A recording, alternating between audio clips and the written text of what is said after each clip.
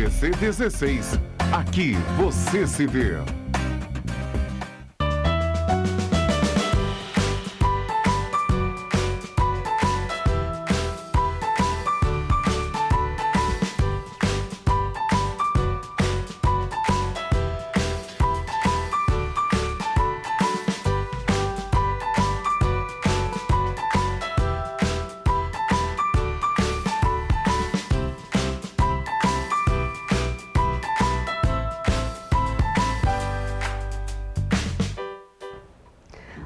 Meu nome é Jéssica Lima e bem-vindos a mais um Nasceu, Bora Cuidar, aqui na TVC, canal 16 em Petrópolis e canal 3, em Três Rios e Paraíba do Sul, com transmissão simultânea pelo site www.tvc16.com e também pelo Facebook TV Cidade de Petrópolis.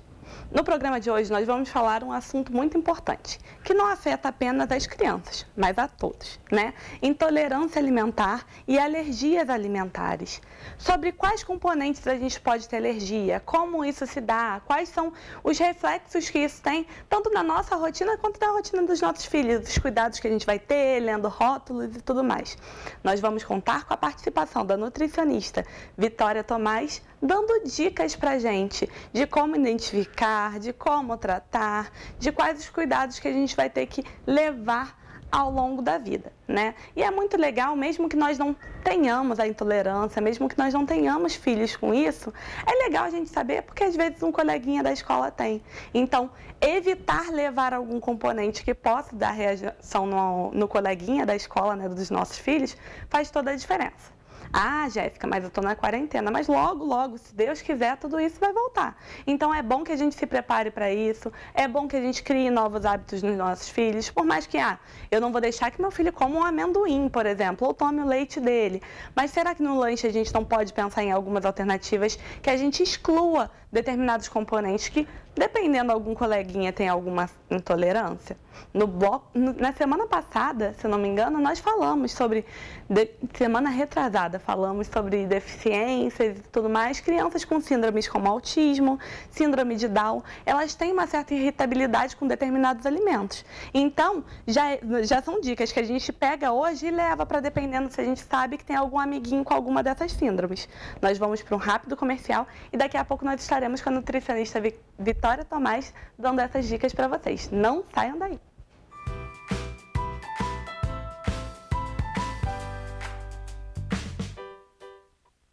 Por detrás do arco-íris, além do horizonte, há uma escola encantada feita pra você, onde um sonho colorido mora atrás do monte. Quero te levar comigo quando envelhecer. Vou te mostrar que é encantada e que de encanto seu amor é feito. Encantado, encantado, encantado bate o meu coração.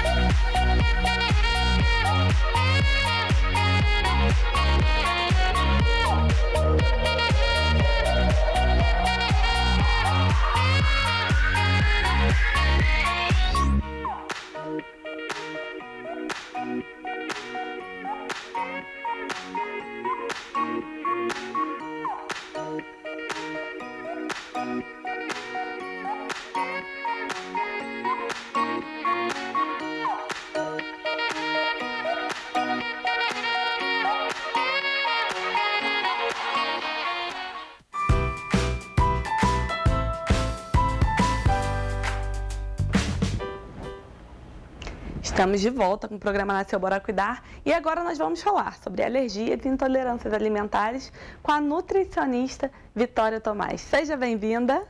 Obrigada, é um prazer estar aqui. O prazer é todo meu por você ter aceitado o convite. E é muito legal nós podermos trazer esses temas sobre alergia, principalmente, que faz parte não só do nosso dia a dia, pode ter algum adulto que tem isso, mas principalmente com os nossos filhos, né?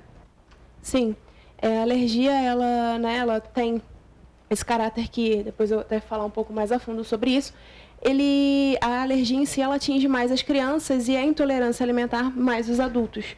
Mas isso não quer dizer que uma criança não possa ter uma intolerância e nem que um adulto não possa ter uma alergia.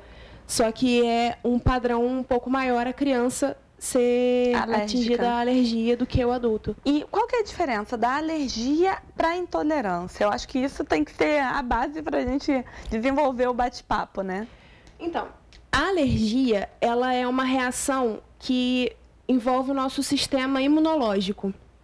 Então, ela vai causar reações diferentes da intolerância, reações um pouco mais sérias do que da intolerância. A intolerância, ela não mexe com o nosso sistema imunológico. Ela interfere no nosso organismo, mas não na forma imunológica. No caso, ela vai dar um desconforto na gente, a intolerância, né? E a alergia já causa fechar a glote, por exemplo, isso. Bolinha no corpo, seria isso. Quando a intolerância já não dá esses tipos de sintomas. Exatamente. A intolerância, ela vai dar sintomas somente no trato gastrointestinal, que é, né, a questão do desconforto abdominal, isso. Diarreia ou prisão de ventre. Isso. Geralmente diarreia, estufamento, gases, alguns casos pode dar vômito. Então, a intolerância alimentar ela é mais voltada para isso. Então, é um desconforto, né, que prejudica muito a vida, né, da pessoa também, a qualidade de vida, mas que não vai trazer consequências tão graves quanto na alergia. Porque na alergia a gente tem as reações, né, como a anafilaxia, né, que é fechar a glote, ou outros inchaços locais, manchas pelo corpo, pode ter também prejudicar a respiração, enfim, vários aspectos, né, no nosso organismo que podem ser até letais, né, pode levar à morte daquele indivíduo. Então, como afeta diretamente as crianças, principalmente, né, as alergias, quais são os principais fatores assim que podem causar alergia numa criança? Quais são os nutrientes, as comidas que podem causar isso? Principalmente, assim, a gente fala muito do leite, né, do trigo, né, que está em alta, né, a gente escuta muito falar. O glúten e a lactose, né? A alergia não é a lactose, é a caseína, porque é a proteína do leite. Quando se fala de intolerância, que sim se relaciona à lactose, que é o açúcar. E, então, assim, os principais alimentos que causam alergia... Existe uma gama de alimentos, né? Mas os principais é o trigo, o ovo, o leite de vaca, né? A soja, as castanhas, né? As oleaginosas, amendoim, nozes, castanhas. Os peixes e os frutos do mar são os que mais geram alergia. Mas também tem os aditivos, né, que a gente vê muito nesses alimentos que a gente encontra no mercado, né, os corantes, os conservantes. Então, tem muita gente que também desenvolve alergia a esses tipos de aditivos, né, de ingredientes que são colocados na alimentação, nos alimentos, né, principalmente nos industrializados. E assim, dentro dessas alergias, uma pergunta assim leiga, mas uma criança que desenvolve uma alergia, ela leva isso para o resto da vida? Ou quando você restringe isso durante um tempo, aos poucos, futuramente, você pode ir inserindo esse nutriente futuramente? Então, acontece assim, em grande parte dos casos, tendo o tratamento de forma correta, existe a remissão desses sintomas. E a criança consegue consumir novamente esses alimentos. A criança, né, e o decorrer da vida. Porém, é uma coisa assim que tem que ser feita com muita cautela. Porque, como eu disse, como é uma alergia, é uma coisa muito séria, é uma coisa muito grave. Então, pode matar, pode ser letal. Então, tem que ser uma coisa feita gradativamente e não também de qualquer forma, né? Tem que ser com um médico, acompanhando. Né? A gente fala na dessensibilização daquela alergia, por exemplo, se a criança tem alergia, por exemplo, à caseína, que é o leite, né? Aquilo vai ser feito de forma gradual, aos poucos, para a criança ir se acostumando, por um profissional capacitado em um local adequado para isso. Um local onde aconteceu qualquer coisa, o médico vai conseguir recorrer, vai conseguir socorrer de forma rápida, né? Sem correr risco. De forma alguma, a gente pode fazer isso em casa.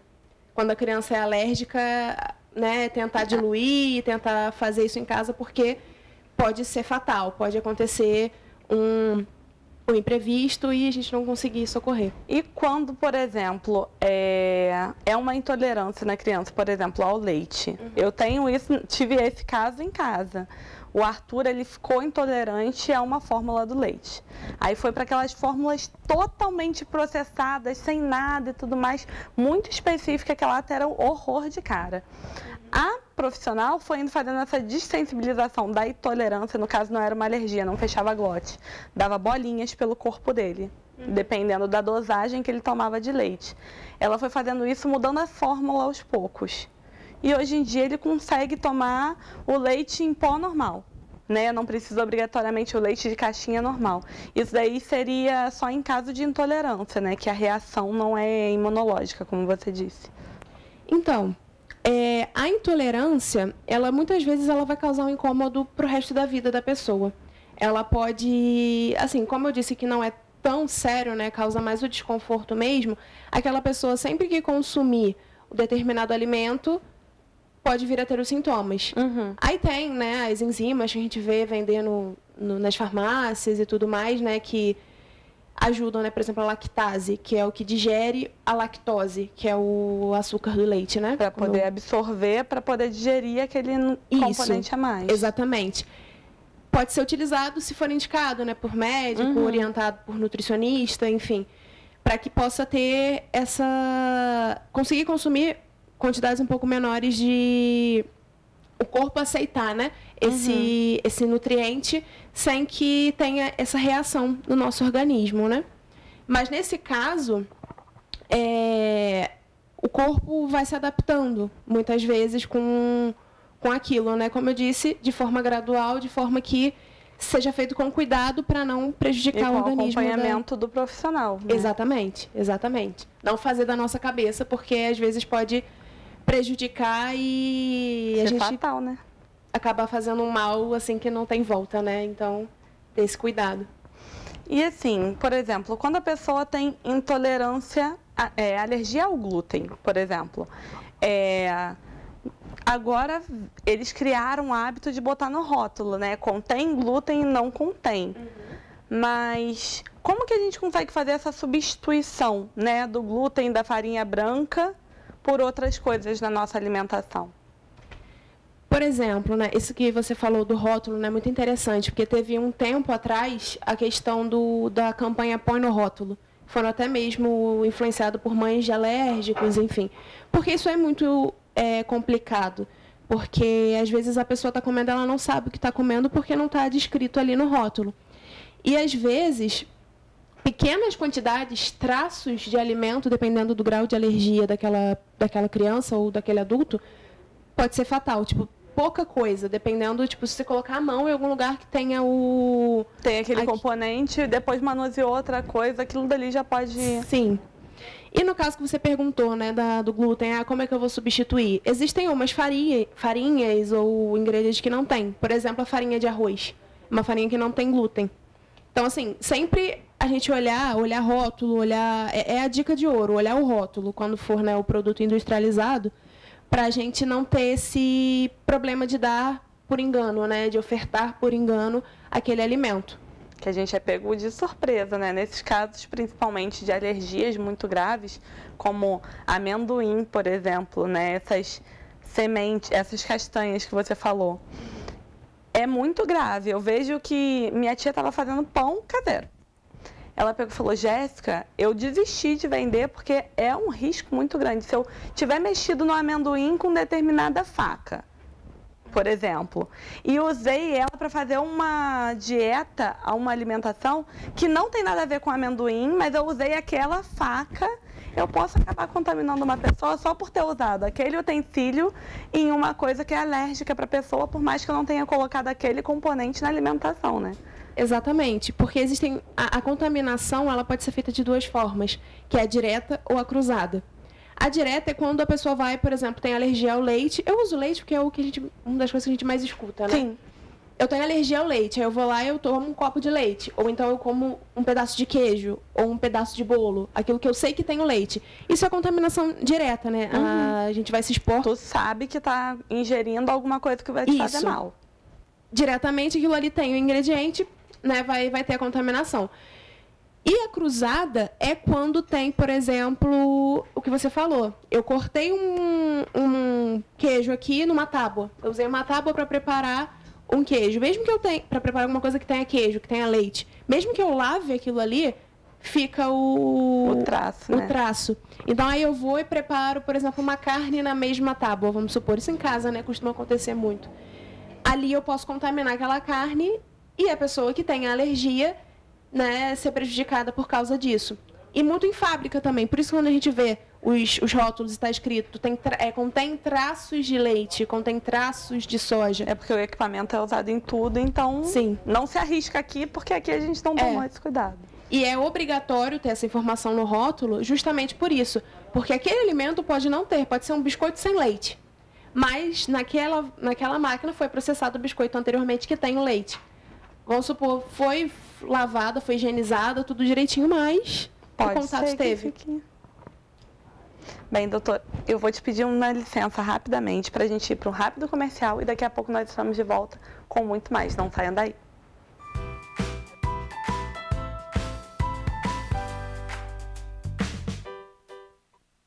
Por detrás do arco-íris, além do horizonte,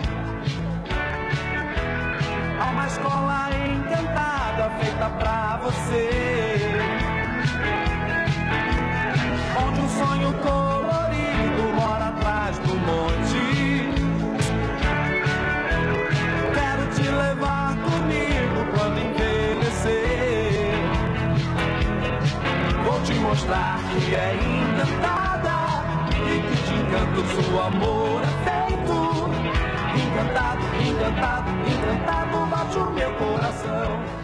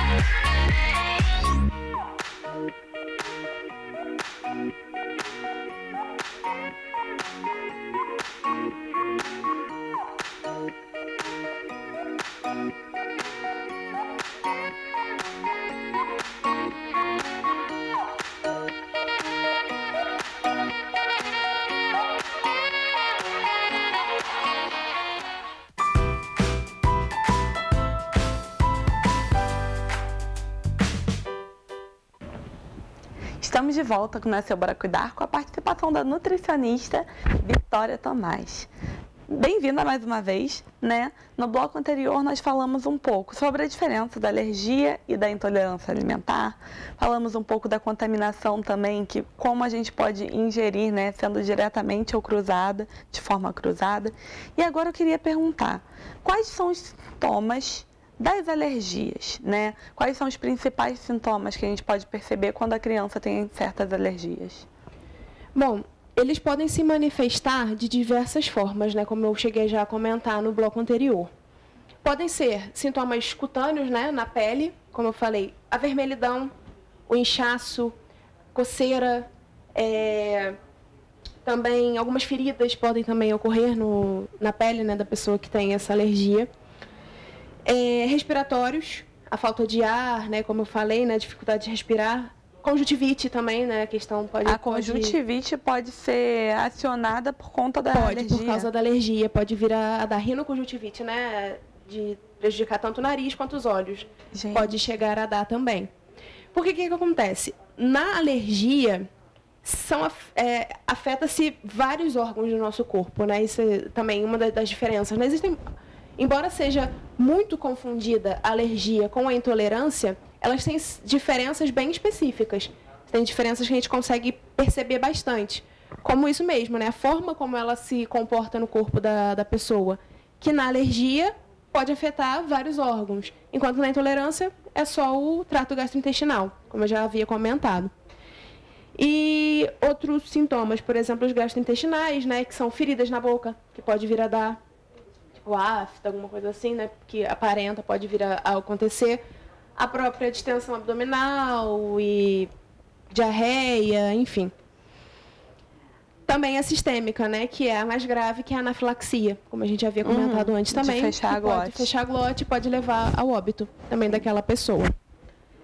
Na intolerância, como eu já havia comentado também, é mais gastrointestinal, então... É o desconforto,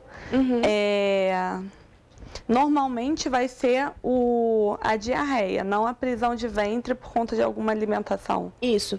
Mas lembrando que, assim, eu não estou desprezando a intolerância. Ela Sim. também é importante. Também é importante a gente ter essa atenção com a intolerância, porque ela vai prejudicar a qualidade de vida daquela pessoa. Ela pode afetar na disposição da pessoa também? Sim, na absorção de nutrientes, tudo pode interferir. Porque aquilo ali vai mexer com o organismo dela também, né? Como a gente diz, né, até... eu ouvi também da nutricionista que veio, né, 2 semanas atrás, que o nosso intestino é o nosso segundo cérebro. Então, tudo aquilo que afeta o nosso intestino também vai afetar a nossa disposição, o nosso bem-estar, nosso humor, tudo isso vai ser afetado. Então, não estou desprezando a intolerância, só que ela acaba sendo menos grave do que a alergia. O legal de você ter puxado também o gancho da última nutricionista que veio, que foi há 2 semanas atrás, falando sobre a alimentação e as síndromes neurológicas, né? Porque essa má digestão, né, esse incômodo que uma intolerância pode trazer, pode interferir neurologicamente numa pessoa, né? Sim. Trazer irritabilidade, ansiedade. Com certeza. Até mesmo pelo mal-estar que gera, né? Quando a gente está passando mal, a gente não fica legal, a gente já fica mais estressado, a gente já fica mais, né? E principalmente ainda quando você não descobre, porque o que acontece?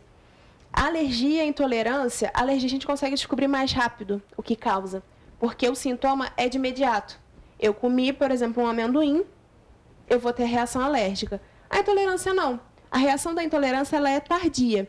Então eu posso estar comendo aqui e ter gases daqui a não sei quantas horas.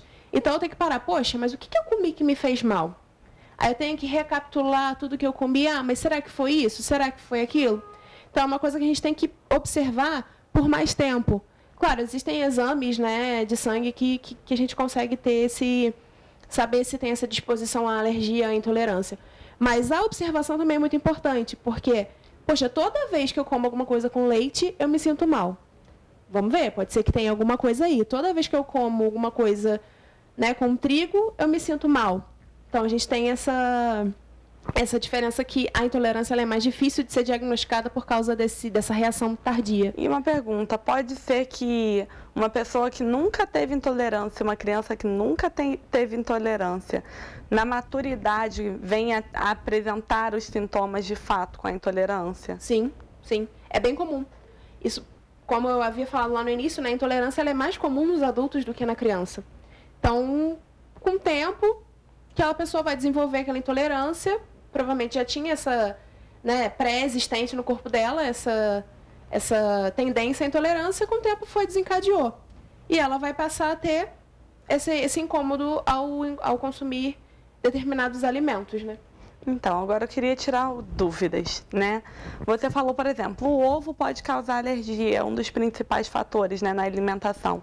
Como que a gente substitui o ovo na alimentação? Porque a gente usa ele para fazer panqueca, para fazer bolo, na massa do macarrão, às vezes ela é à base de ovo. Como que a gente faz essa substituição? Existem algumas alternativas, como, por exemplo, a linhaça. Para dar a liga, a linhaça ela consegue dar essa liga do ovo, né? Às vezes fica com um gosto residual, às vezes ele vai prejudicar um pouco no paladar, paladar, né? Nas características daquele alimento. Mas ela consegue dar essa liga, porque se você colocar a linhaça na água, você vai ver que ela vai dar uma gosma, e aquilo ali dá essa liga.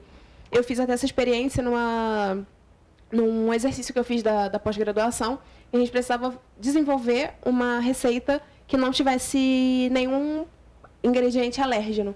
Então, eu fiz um pãozinho que, em vez de usar o ovo, eu usei a linhaça, né? A farinha, o grão da linhaça hidratado, para dar e deu certo, né? Então, a gente pode utilizar. Vamos nesse seu pãozinho aí que não tinha nenhum componente alérgeno. O que tu fez para substituir o trigo, por exemplo? Eu usei a tapioca. A tapioca? Realmente, dizem que a tapioca é muito nutritiva, né? Sim, assim, de ponto nutricional, a gente tem que ter cuidado com ela, porque as pessoas olham ela, assim, de forma da salvadora da pátria, né? E não é. Não, ela é boa, só que a gente também não pode comer à vontade, como a gente acha que muita gente escuta, né? Ah, eu troquei o pão pela tapioca, porque ela é carboidrato também e não faz mal para a saúde, né? Mas também a gente não pode comer de forma indiscriminada, porque pode também ter um excesso de carboidrato. Ela é carregada de carboidrato. Sim, a composição dela é carboidrato. Que ela vira feita... açúcar. Sim. Então, o diabético tem que tomar cuidado. Sim. Então, uma criança diabética não pode fazer o uso demasiado ou pode fazer, assim, ponderadamente a tapioca ou não. Tira a tapioca de uma criança diabética. Pode, se você associar, por exemplo, com uma fonte de fibra que vai reduzir o índice glicêmico da tapioca. Se você colocar uma proteína ali junto, também ajuda. Só que, claro, com equilíbrio, porque também a gente não vai colocar um excesso de carboidrato na alimentação de um diabético, a gente sabe que ele vai ter um pico de açúcar no sangue, né, que vai ser prejudicial. Sim. Isso tanto criança quanto adulto. Mas pode ser utilizado, a gente, com equilíbrio, claro, com a orientação do médico, com a orientação do nutricionista, porque cada caso é um caso. Então, assim, dependendo do grau daquela diabetes também, né, que a gente sabe que tem pessoas que têm ela mais grave e outras um pouco menos grave, isso pode também ser influenciado.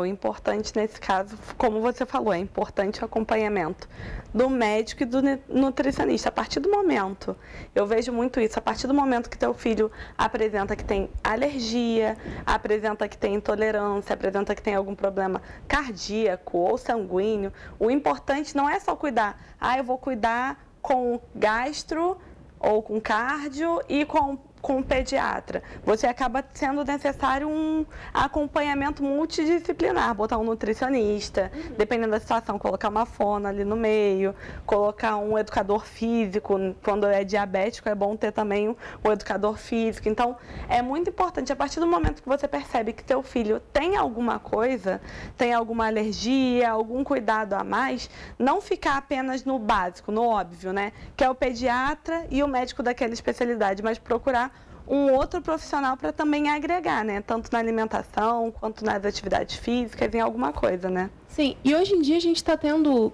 esse feedback, né? A gente está tendo já esse acompanhamento já mais multidisciplinar, né? Como você falou. Antigamente era mais difícil, a gente não via tanto. Mas hoje, graças a Deus, está tendo essa sensibilização de que tudo é importante. Não é só o médico, mas toda a equipe é importante. O nutricionista, como você disse, o educador físico, o psicólogo, porque tudo interfere no nosso corpo, né? Então, está tendo essa mobilização. Hoje em dia, a gente vê mais esse tratamento multiprofissional, né? Multidisciplinar. E um profissional acaba indicando o outro, coisa que antigamente não acontecia, né? Sim. O paciente é meu, eu dito as regras, eu falo o que tem que ser feito e ele obedece. Hoje em dia, não. Eu sei que até aqui é onde eu consigo cuidar. Daqui para frente eu preciso de alguém para me auxiliar. Então vai para aquele profissional que ele vai ter a especialização adequada nesse ponto, né? Nesse aspecto da tua rotina. Sim, e hoje, né, a ciência está muito avançada. Então a gente tem coisas que antigamente a gente não sabia, que a gente não conhecia, que facilitam muito no tratamento. Tanto do grupo dos alérgicos, né, dos intolerantes, quanto também em outras doenças. Que são coisas que hoje em dia a gente tem mais facilidade de ter esse manejo, né, para o bem-estar do paciente e também para facilitar o trabalho do profissional também, né? Verdade. Agora vamos voltar lá para os componentes das alergias, né? A gente tinha falado do trigo, falamos do ovo, né? Que a linhaça é uma boa substituição do trigo, pode ser dependendo da tapioca. Além da tapioca, tem outros nutrientes, outros tipos de farinhas que a gente possa usar, além da de arroz que você também comentou? De aveia, por exemplo, a gente consegue substituir. Então, o que acontece? A aveia, naturalmente, ela não tem o glúten. Porém, ela tem a contaminação. Cruzada, o risco da contaminação cruzada. Então, no processamento dela, ela pode ser contaminada pelo glúten. Então, ela não é indicada. Existem aveias que não tem, né? Que a gente fala que não tem. Elas costumam ser mais caras e tudo mais. Mas, no geral, é bom evitar. Quem tem a alergia, quem tem, enfim, essa predisposição, é melhor não consumir para evitar que tenha essa contaminação cruzada. Porque, como a gente já falou, durante todo o período, né? Pode ser fatal. Então, qualquer mínimo traço, qualquer mínima coisa pode, né, causar uma reação que não dê para reverter. Então, nesse caso, o adequado é mesmo ou a tapioca, né, ou a farinha de arroz. Existem outras alternativas também, me fugiram da mente agora, mas, assim, existem outras também, mas essas duas são boas opções, né? A tapioca até bem barata, né? A gente encontra mais barato no mercado, né? A farinha de arroz é um pouco mais cara, mas... E não é em qualquer lugar que a gente vai conseguir achar facilmente, né? Sim. Só em mercados específicos. Vamos para a questão do leite agora, que leite também é muito comum. Trazendo para a rotina normal, né? A gente compra aquele leite de caixinha de vaca, ou leite de garrafinha de vaca. Se tem intolerância ou tem alergia ao leite, como que a gente pode substituir? Porque você comentou também que pode ter pessoas com alergia à soja. Então, quando não tem alergia à soja, a gente usa de soja. Não tem problema. Agora, quando tem também essa predisposição ou tem já diagnosticado essa alergia, a gente pode usar um leite vegetal. Por exemplo, leite de coco, o leite de... Enfim, os leites vegetais... Leite de amêndoa. Se a pessoa não tiver alergia, as castanhas pode utilizar também. Então, a gente já tem esse...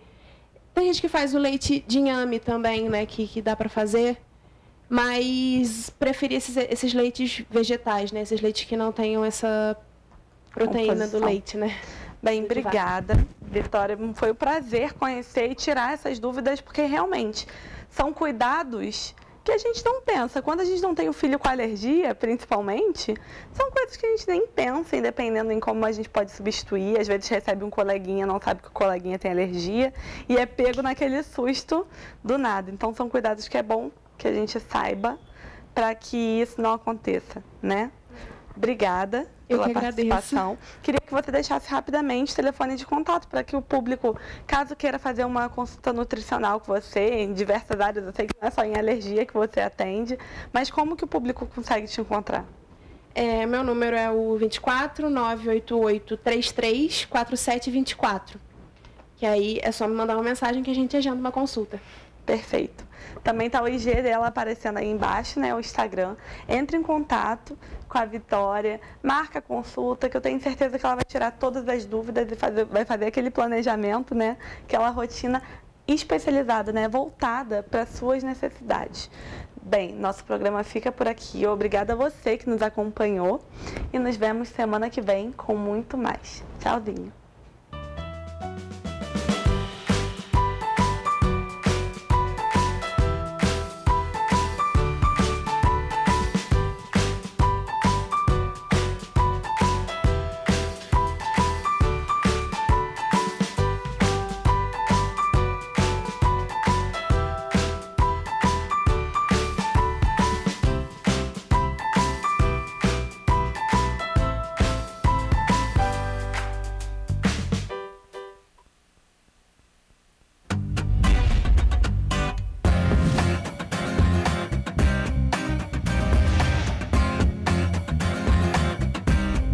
TVC 16. Aqui você se vê.